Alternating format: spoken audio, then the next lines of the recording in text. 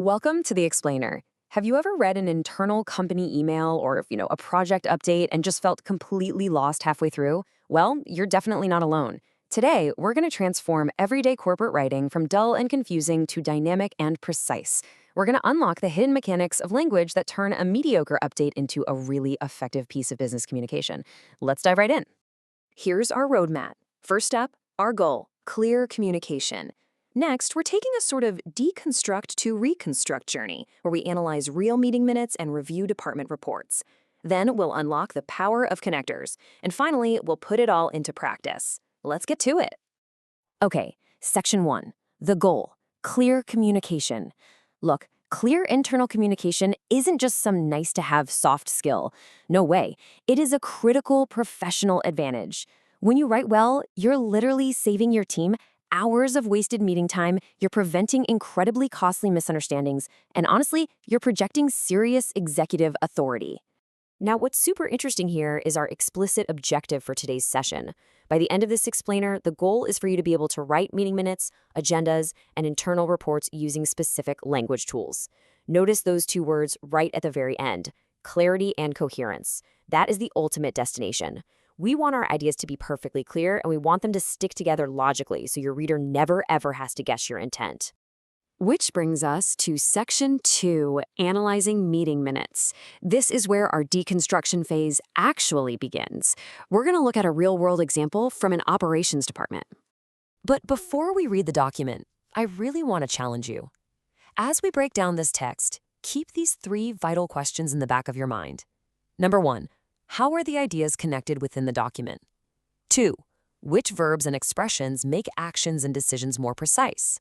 And 3. What language choices help the whole thing sound completely professional and objective? All right, let's look at this summary chunk from the operations meeting minutes. First, the team reviewed the progress achieved. As a result, several tasks were completed. However, some activities remain pending due to limited resources.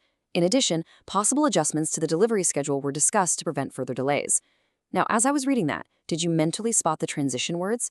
Think about how the writer linked the progress to the completed tasks, or how they connected the pending activities to those limited resources. Right here is the glue that held that whole update together. The author didn't just throw facts at us. They mapped out the project's logic perfectly. They used first to sequence the meeting. They used as a result to show real cause and effect between the progress and the completed tasks. However, introduced a contrast, which was the pending activities. Due to explained exactly why those activities were pending, and in addition, smoothly tacked on the next agenda item about the schedule. This brilliantly shows how connectors do the absolute heavy lifting in executive writing. Moving on to Section 3, Reviewing Department Reports. So, we've mastered meeting minutes. Let's raise the stakes a bit. We're moving from a simple meeting update to a formal first quarter department report. Let's look at the core narrative of this Q1 report. Overall performance met expectations. However, certain operational delays were identified. Due to system updates, response times increased during the initial weeks.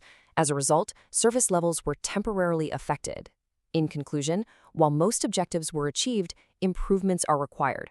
Notice the tone here. It's delivering some bad news, right? Operational delays and affected service levels, but it remains entirely professional and objective.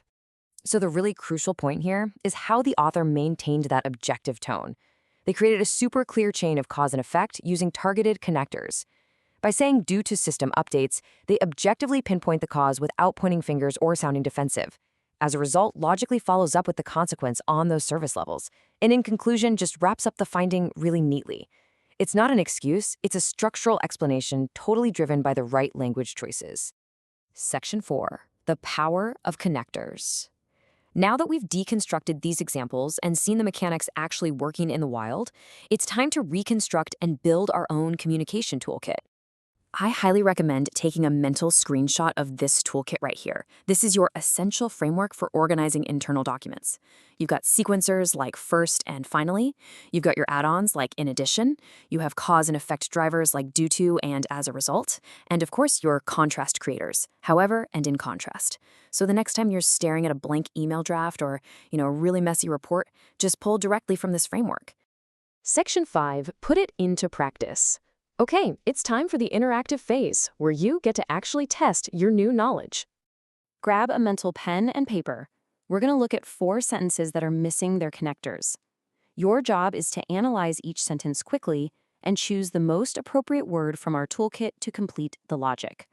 Let's keep the energy high. You ready? Here is our first challenge. Blank. The meeting agenda outlines the main objectives and expected outcomes. Think about how you usually open a sequence of events or introduce the primary document of a meeting. What connector fits best right there? If you guessed first, you hit the nail on the head. It's your absolute ideal starting mechanism. It immediately signals to the reader that you're beginning a structured list or a sequence of thoughts, and it sets a really clear, organized tone right out of the gate. Moving on to the second scenario. Several deadlines were extended, blank, unexpected system updates. We have an action here, deadlines extended, and a root cause, unexpected system updates. What phrase bridges an outcome back to its root cause? The answer is due to. Several deadlines were extended due to unexpected system updates. Notice how due to keeps the tone highly professional when you're explaining a setback. It removes the emotion, it avoids blame, and it just focuses purely on the operational reality. Let's look at the third one. The team reviewed the action items, blank, the next steps were confirmed. Here, we have an action that leads directly to a consequence or an outcome. So, what connects the reviewing to the confirming? The answer is as a result. The team reviewed the action items. As a result, the next steps were confirmed. This just beautifully bridges the gap, right? It shows that the confirmation didn't just happen out of nowhere. It was the direct product of the review process. Okay, here is the final, trickiest sentence. The proposal was approved, blank, it did not fully address all budget requirements. We've got a positive statement, the approval, followed immediately by a limiting factor about the budget. How do we highlight this contrast smoothly? And the answer is, however. The proposal was approved, however, it did not fully address all budget requirements. This elegantly introduces a crucial caveat without completely throwing away the good news of the approval.